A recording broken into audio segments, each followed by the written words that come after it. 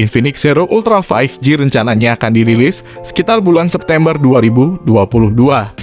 Jelang perilisannya, spesifikasi Infinix Zero Ultra 5G telah bocor di internet. Infinix turut meramaikan pasar smartphone 5G di Indonesia. Infinix meluncurkan seri Zero Ultra 5G sebagai smartphone kedua Infinix di Indonesia mendukung jaringan generasi kelima. Zero sendiri merupakan seri smartphone Infinix yang dikategorikan untuk kelas menengah. Infinix Zero 5G mengusung spesifikasi yang cukup tinggi. Misalnya refresh rate 120Hz, kamera 200MP, chipset kelas menengah, serta RAM 8GB. Melalui Infinix Zero Ultra 5G, kami menghadirkan teknologi 5G untuk konektivitas lebih cepat dan lebih stabil. Di bulan September banyak HP baru yang rupanya bakal dirilis ke Indonesia. Contohnya saja seperti Infinix Zero Ultra 5G. Buat yang belum tahu, HP ini sudah mengantongi izin TKDN sejak bulan Juni.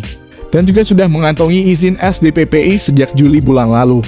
Artinya smartphone ini tinggal menunggu launching di Indonesia paling cepat bulan September. Mungkin di minggu kedua atau ketiga di bulan September 2022.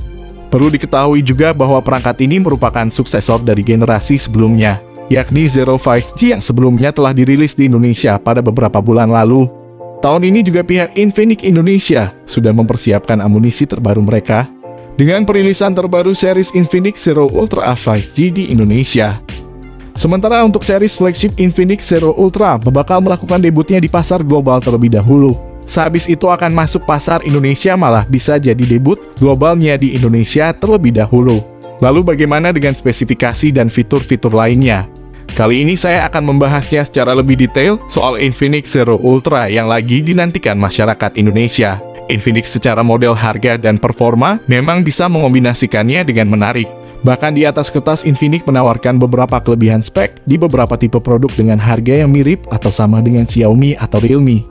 Jika dilihat dari segi desainnya ini, entah kenapa saya lihat smartphone ini seperti HP mid-range 3 jutaan.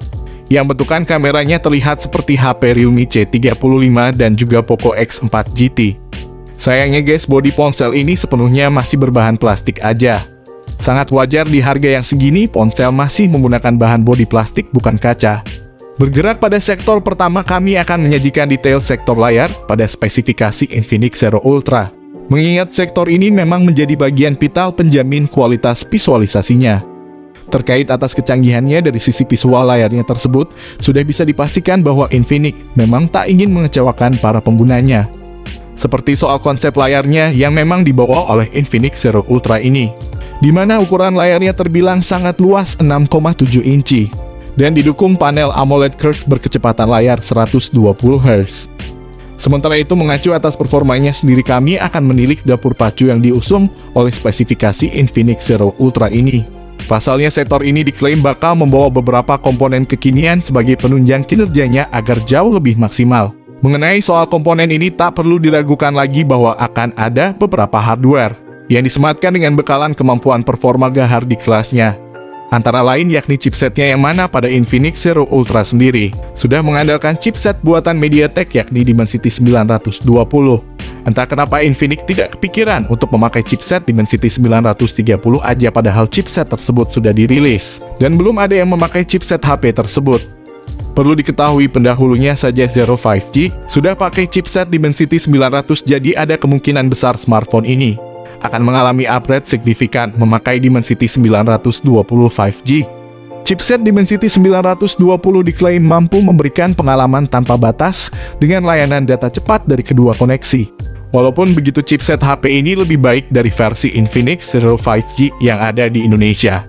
Tak hanya itu saja, bahkan ada dua varian RAM yang disematkan pada smartphone Infinix Zero Ultra ini, yaitu RAM 6GB dan 8GB untuk menjamin kecepatan akses multitasking yang lebih agresif dan tentunya responsif. Lalu tak lupa memori internal pada smartphone ini juga akan ditawarkan dengan ruang kapasitas 128GB hingga 256GB untuk menjamin kebutuhan penyimpanan file agar lebih maksimal. Jenis RAM ponsel ini sudah menggunakan LPDDR5X dan juga jenis internal ponsel menggunakan UFS 3.1. Sementara itu, tak lupa bahwa pada sektor dapur pacu dari spesifikasi Infinix Zero Ultra ini sudah mengandalkan OS Android 12 generasi terbaru sebagai platform utamanya. Bergerak pada sektor lain, kini sektor fotografi yang diandalkan oleh spesifikasi Infinix Zero Ultra akan jadi topik yang kami bahas secara mendalam. Hal ini tak lepas dari kebutuhan pasar akan kemampuan kamera ponsel yang bakal jadi bahan pertimbangan.